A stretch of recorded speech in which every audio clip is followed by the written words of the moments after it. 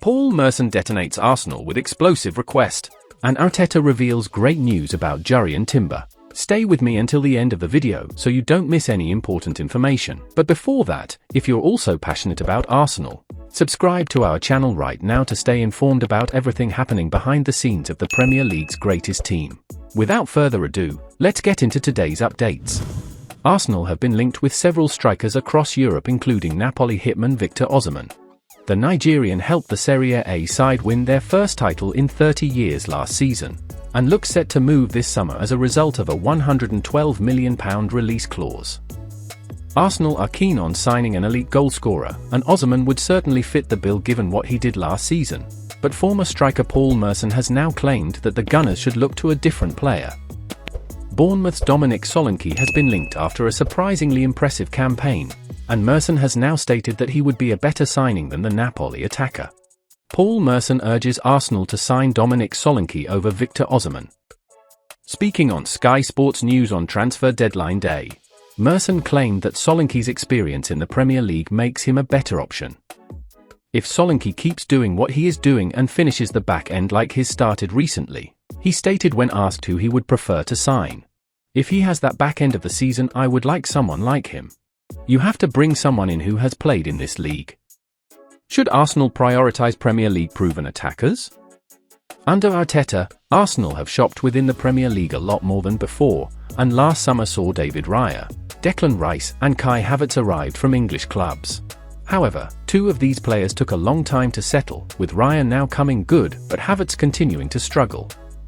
Manchester City found success with Erling Haaland joining straight from the Bundesliga, whilst Liverpool signed Mohamed Salah from Serie A, and both settled instantly in front of goal. Solanke has scored 13 Premier League goals this season. Osimhen scored 26 in Serie A and 5 in the Champions League last season, and despite playing in different leagues, it is clear that the Nigerian is levels ahead of the Bournemouth attacker. The January transfer window is closed, and full focus returns to Arsenal's crucial six-pointer in the Premier League against league leaders Liverpool on Sunday. The Gunners secured back-to-back wins on Tuesday with a 2-1 victory over Nottingham Forest, thanks to second-half goals from Gabriel Jesus and Bukayo Saka. Liverpool's impressive 4-1 win over Chelsea on Wednesday means Jurgen Klopp's team holds a 5-point advantage heading into Sunday's pivotal clash. Before the Forest game, there were fitness doubts surrounding Declan Rice, Gabriel Magalhaes, and Gabriel Jesus, but all three were able to play. Undoubtedly, this was a significant boost for Arsenal. However, could the Gunners expect more injuries ahead of the Liverpool match? Stay with me to find out the latest updates on the injury situation over the weekend. Gabriel Jesus. Injury, knee. In an interview about the forward, Arteta said, "I don't know if he will be fit," the Spaniard stated after the match against Forest. He took a heavy knock in the last game. His knee reacted, and it's the knee he had surgery on before. He was super positive, feeling good, and was very sharp in training. I'm not surprised by how he played tonight. Jesus played, scored, and contributed to the victory over Forest, so he is expected to play despite his current knee issue unless it worsens significantly. Jurrien Timber. Injury, knee. What Arteta said, there is a possibility of him playing again this season, but at the moment, he's still a long way from competing. That's the realistic picture. We're hopeful he can have a realistic impact before the end of the season. If everything goes well, it looks like that could happen. At the moment, though, it's too early to make the decision. Timber has recently been involved in ball training, and there is a growing sense of optimism that he will return before the end of the season. Thomas Partey. Injury, thigh. About Partey, Arteta said, "Thomas unfortunately is not in the squad. We want everyone available, and he's a top player for us, a very important player for the team.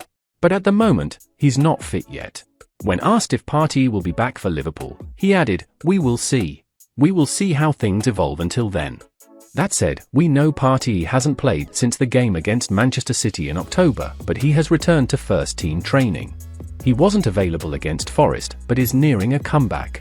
Potential return date, Sunday, February 4th, against Liverpool. Fovio Vieira. Injury, groin. About Fabio Vieira, Arteta said, "Yes, we have an issue with him. He's feeling some discomfort. We tried conservative treatment with him. It wasn't getting better, so we sent him to a specialist, and the specialist performed a groin operation. We expect him to be out for weeks." Vieira participated in light warm-ups during Arsenal's winter camp in Dubai, and AFC Daily News understands that the player is also set to return in February. Takahiro Tomiyasu. To wrap up, we have the good news that Tomiyasu is back in form after suffering a calf problem that kept him out for most of December. Currently, he is on international duty with Japan in the Asian Cup. The defender may return as soon as next week, although he might be absent for a bit longer. Arteta on Ben White and Zinchenko's heated disagreement. Mikel Arteta has had his say on the heated incident between Oleksandr Zinchenko and Ben White at the end of Tuesday's 2-1 win over Nottingham Forest. The two were seen having a furious disagreement following the final whistle. The manager said, "That's pushing each other and not being happy, conceding nothing. I have to encourage that and promote it in the right way, in a respectful way.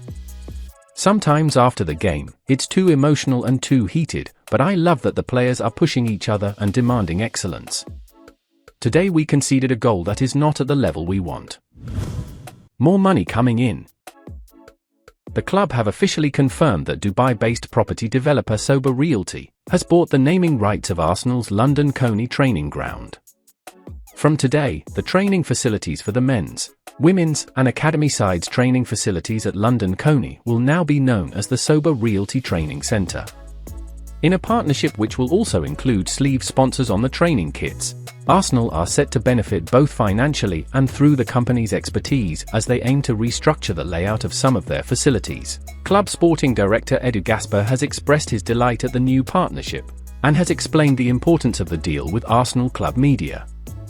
"This is a very exciting agreement that will help us develop the best possible environment for our men's and women's players, coaches and support staff for years to come," he stated. "Our training centre is a big part of our people's lives. It's not just about working hard on the pitches, but also working in our office spaces, learning, relaxing and spending time with teammates, colleagues and their families. We are building a winning team and a winning culture. Attention to detail is very important and it's crucial our people have the right conditions to prepare well and perform at their best."